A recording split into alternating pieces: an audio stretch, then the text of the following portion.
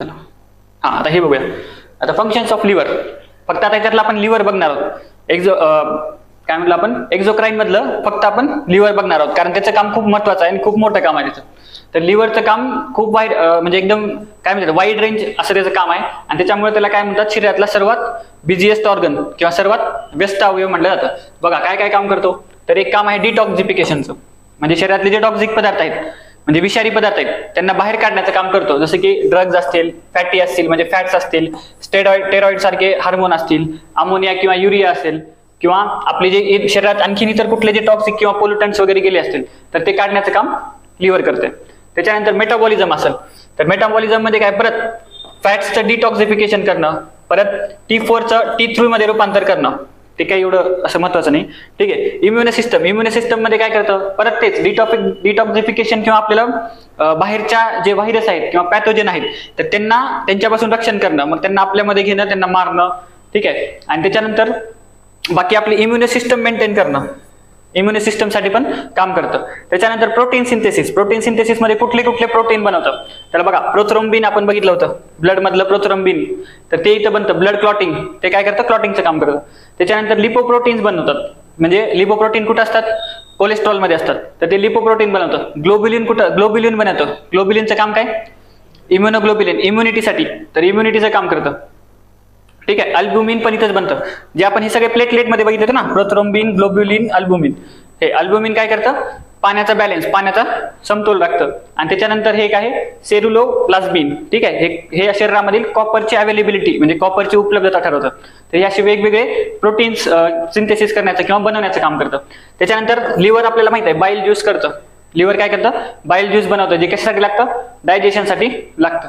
ठीक आहे. त्याच्यानंतर शरीरातील जे अन्न आहे म्हणजे शरीरातील अन्न म्हणजेच काय, ग्लुकोज, जे अन्न एक्स्ट्रा झालेलं आहे त्या एक्स्ट्रा अन्नाला ग्लायकोजनच्या स्वरूपात स्टोअर करण्याचं काम कोण करतं. हा ठीक आहे. तर हा स्टोरेज म्हणजे जे शरीरातलं जे अन्न आहे किंवा ग्लुकोज आहे त्या ग्लुकोजचं रूपांतर ग्लायकोजन मध्ये करणं, म्हणजे एक्स्ट्रा अन्न आणि ते ग्लायकोजनच्या स्वरूपात स्टोअर करणं. तर ह्याला काय हे पण काम ते करतं. आणि ह्याच्यामुळे काय होतं, आपल्या शरीरातला ब्लड आणि शुगर याचा बॅलन्स राखला जातो. नाहीतर खूप ग्लुकोज जास्त झालं तर काय होईल, शुगरचं प्रमाण वाढेल. मग ते मेंटेन करण्याचं काम लिव्हर करतं.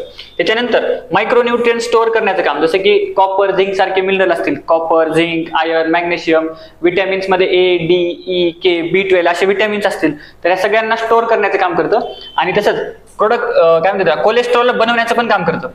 कोलेस्ट्रॉल बनवण्याचं काम पण करतं शरीरामध्ये. मग जसं की आता हे कोलेस्ट्रॉल म्हणजे काय, जे स्टेरॉइड्स वगैरे असतात ना तर ते बनवण्याचं पण काम करतं. म्हणजे दोन्ही प्रकारचे याचे काम वेगवेगळे आहेत. म्हणजे कॉग्युलंट पण बनवतो, अँटी कॉग्युलंट पण बनवतो. म्हणजे फॅट्सला तो फॅट्स पासून प्रोटेक्शन पण करतो. म्हणजे इथं बघा ह्यांना स्टेरॉइड हार्मोन्सला वगैरे डिटॉक्सिफाय पण करतो. ठीक आहे. आणि इथं कोलेस्ट्रॉल पण बनवतो. इथं फॅट्सचं एक काम आपण बघितलं होतं, फॅट्सला डिटॉक्सिफाय करतो आणि कोलेस्ट्रॉल हा एक प्रकारचा फॅटच आहे तर त्याला पण बनवतो. असं त्याचं वाईड रेंज ऑफ काम आहे. यकृतामध्ये अजून हे एक थोडंसं आपण बघूया.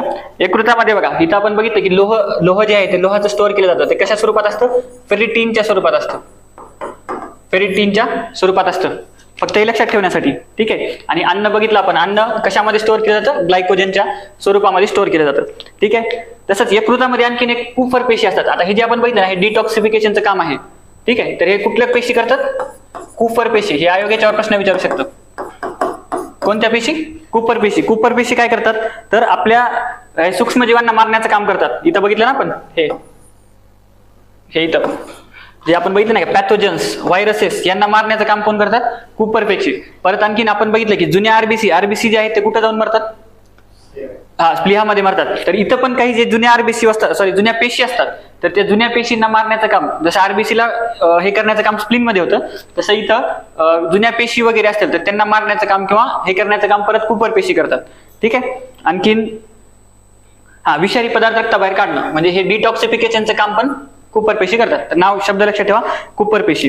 ठीक आहे. आता आणखीन काही फॅक्ट्स लक्षात ठेवा आपण. ही सर्वात मोठी एक्झोक्राईन ग्लँड आहे. लिव्हर ही सर्वात मोठी एक्झोक्राईन ग्लँड आहे. लिव्हरला रक्त कोण पुरवठा करतं, हिपॅटिक आर्टरी. हे लक्षात ठेवायचं बरं का.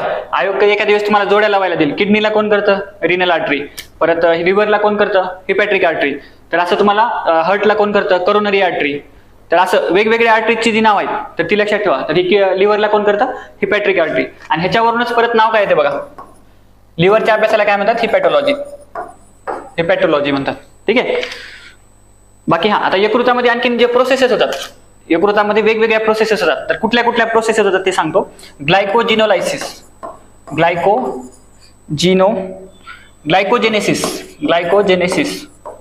हे जे आहे बघा, हे म्हणजेच ग्लायकोजेन. जेनेसिस म्हणजे बनवणं, ग्लायकोजनला बनवणं म्हणजे ग्लायकोजेनेसिस. तर हे ग्लायकोजेनेसिस. त्याच्यानंतर परत काय? ग्लायकोजिनोलायसिस म्हणजे ग्लायकोजनचं लायसिस करणं म्हणजे ग्लायकोजनला तोडणं, हे पण काम तिथं होतं. परत ग्लुकोनिओजेनेसिस म्हणजे काय? नवीन ग्लुकोज बनवणं, हे पण काम तिथं होतं. आणि त्याच्यानंतर डियामायझेशन म्हणजे ते असं म्हणजे वेगवेगळ्या प्रोसेस होतात.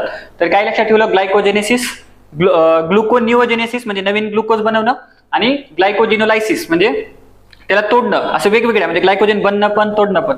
आणि म्हणूनच लिव्हरला काय म्हणतात? बिझिएस्ट ऑर्गन असं म्हणतात. ठीक आहे. टाकाऊ पदार्थ पण लक्षात ठेवा. लिव्हर मधले कुठले कुठले टाकाऊ पदार्थ आहेत? Urea, uric acid, creatinine, bilirubin. ठीक आहे. इथं आपण जे म्हणलं ना, जुन्या पेशी सोबत आरबीसी पण आहेत बरं का. जुन्या आरबीसीचं पण त्यांना म्हणजे जुन्या आरबीसीला मारून त्यांना हे करण्याचं काम म्हणजे त्यांची विल्हेवाट लावण्याचं काम लिव्हरमध्ये पण होतं. ठीक आहे. लिव्हर सोबत म्हणजे स्प्लीन सोबत लिव्हरमध्ये पण होतं. आणि ते परत कोण करतात? कुपर पेशी. मग आपण काय बघितलं होतं मागं, की जे जुन्या आरबीसी आहेत त्या जुन्या आरबीसी मुळे काय होतं? म्हणजे मृत आरबीसी मुळे काय होतं? बिलिरुबिन किंवा ते बनतं ना, आपण आधी बघितलं होतं, मला वाटतं ब्लडच्या टॉपिक मध्ये बघितलं आपण. मृत आरबीसी मुळे बिलिरुबिन बनतं. तर त्याच्यामुळे इथं हे बिलिरुबिन बनवण्यासाठी पण कामाला येतं. ठीक आहे. आणि परत गर्भामध्ये आपण नॉर्मली आपण काय बघितलं? आरबीसी डब्ल्यूबीसी प्लेटलेट्स कुठे बनतात? आरबीसी डब्ल्यूबीसी प्लेटलेट्स कुठे बनतात? बोन मॅरो मध्ये. पण गर्भामध्ये आरबीसी डब्ल्यूबीसी प्लेटलेट कुठे बनतात? लिव्हर मध्ये पण बनतात. ठीक आहे. तर हे पण लक्षात ठेवायचं. बाकी आणखीन बाईल ज्यूस मध्ये काय असतं? हिपॅरिन, कोलेस्टेरॉल, हे झालं. विटॅमिन सांगितलं A, D, K, B12. ठीक आहे. तर हे असं लिव्हर होतं.